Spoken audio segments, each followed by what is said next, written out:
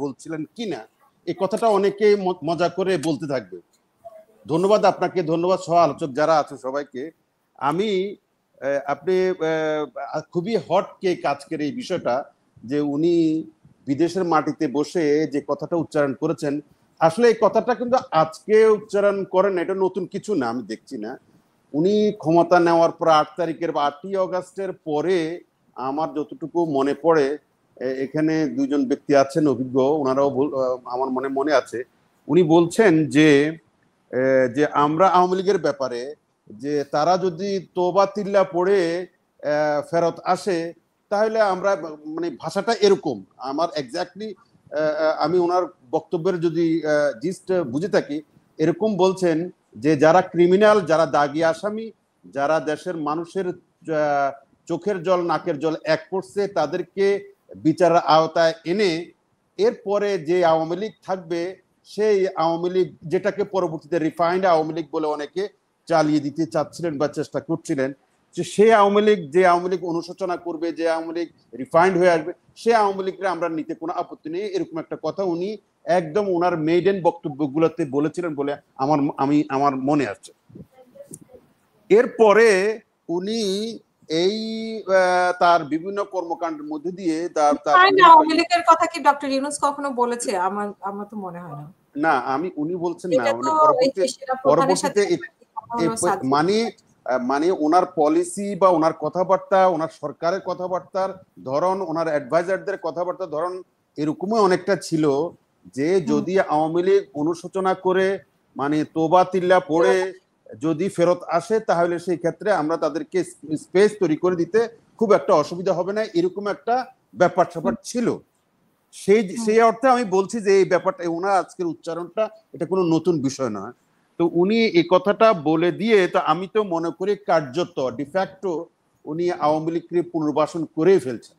কারণ বাংলাদেশের রাজনীতি চলে কথায়, বাংলাদেশের রাজনীতি চলে উচ্চারণে, এবং এই জাতীয় উচ্চারণ ওনার সরকার প্রধান হিসেবে এবং এই অন্তর্বর্তী সরকারের প্রধান হিসেবে উনি যখন এই জাতীয় উচ্চারণ করেনি, তখন আওয়ামী লীগ অনেক বেশি পুলকিত হন এবং অনেক বেশি সাহস পাবে, এতে কোনো সন্দেহ নেই, এখানে কারো কোনো কিছু নাই।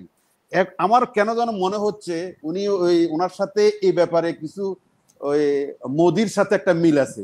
মোদি একটা স্লোগান দিত, নরেন্দ্র মোদি একটা স্লোগান দিত, সেই স্লোগানটা ছিল এরকম, সবকে সাথ সবকা বিকাশ।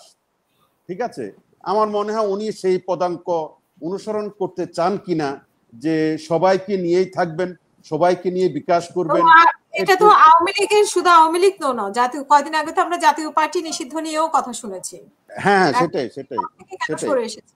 হ্যাঁ, সেটাই। আরেকটা কথা কি আপা, আপনাকে এটা বুঝতে হবে, একটা দলকে নিষিদ্ধ করা, একটা দলের একটা ফ্যাসিস্ট সরকারকে নিষিদ্ধ করা, তাকে এলিমিনেট করা, রাজনীতি থেকে তাকে আউট করে দেওয়া, এটা সম্ভব, অসম্ভবের কিছু না। যেই সরকারটা, যেই দলটা বাংলাদেশের মানুষের 18 কোটি জনগোষ্ঠীর দুঃখ দুর্দশার কারণ হয়েছে, ফ্যাসিজমের কারণ হয়েছে, সেই সরকারকে আপনি গত 1.5 বছরে আপনি কিছুই করতে পারলেন না।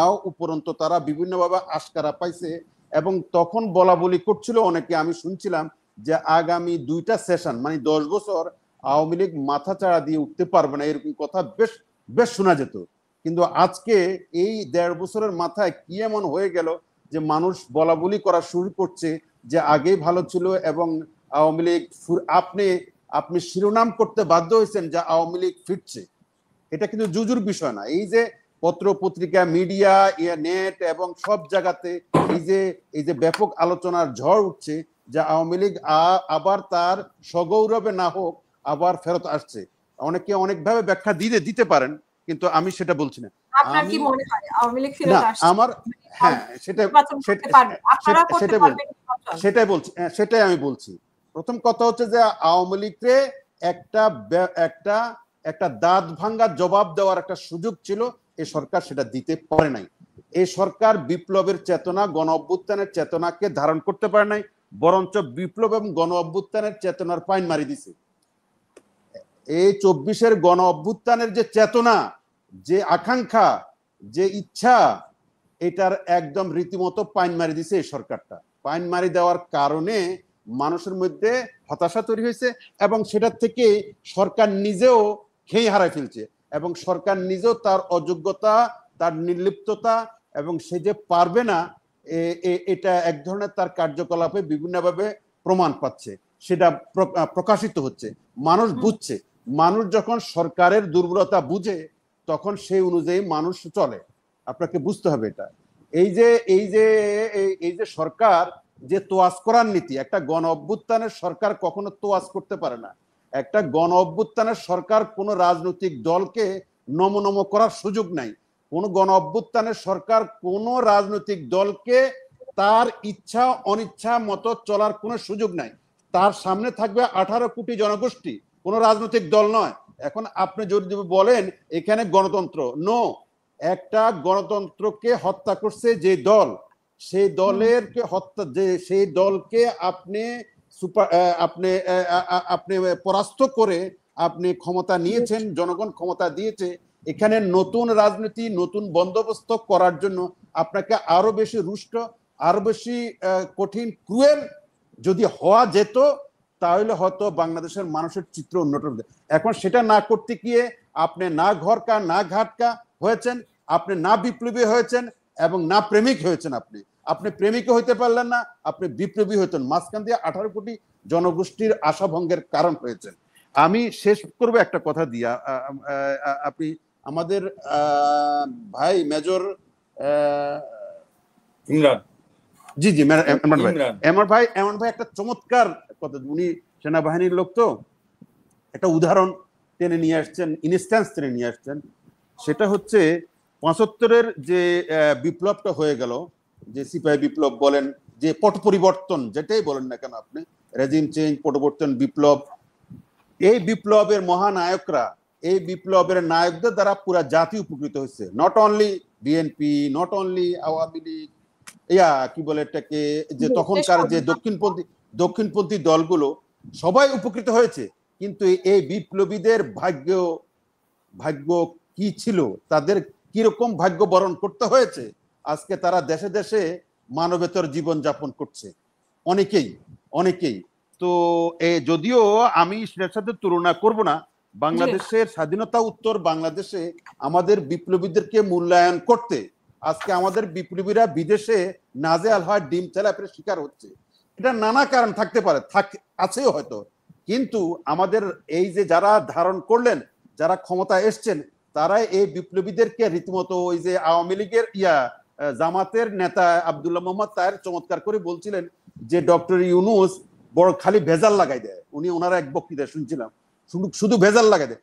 এই যে ডক্টর ইউনূস এই বিপ্লবীদেরকে, এই ছেলেদের, এই তরুণদের জীবনকে বিষিয়ে তুলেছেন এবং তাদের জীবনকে যে একটা অনিশ্চয়তার দিকে ঠেলে দিয়েছেন, এবং সেই colonel Rashid, colonel Taher, colonel আপনার ফারুক এবং মেজর ডালিম সহ, রাশেদ সহ যে বিপ্লবীরা পুরা জাতির উপকার করেছে বলে, এবং বিএনপি সহ তখনকার দক্ষিণপন্থী রাজনৈতিকগুলো রাজনীতি করার সুযোগ পেয়েছে, আজকে তারা ইতিহাস এদের সামনে, এই 24-এর গণ অভ্যুত্থানের যে মহানায়ক, এদের সামনে ওই ইতিহাসটা, ওই নির্মম ইতিহাসটা জল করছে। সুতরাং আমাদের যারা এই বিপ্লবের ক্ষমতা এসছে, তাদের দায় দায়িত্ব কোনোভাবে তারা এড়াইতে পারেন না। তাদের আপনার রাষ্ট্র পরিচালনার ক্ষেত্রে তারা যে সঠিক দিক নির্দেশনা দিতে পারলো না এবং বিপ্লবীদেরকেও দিতে পারলো না, এবং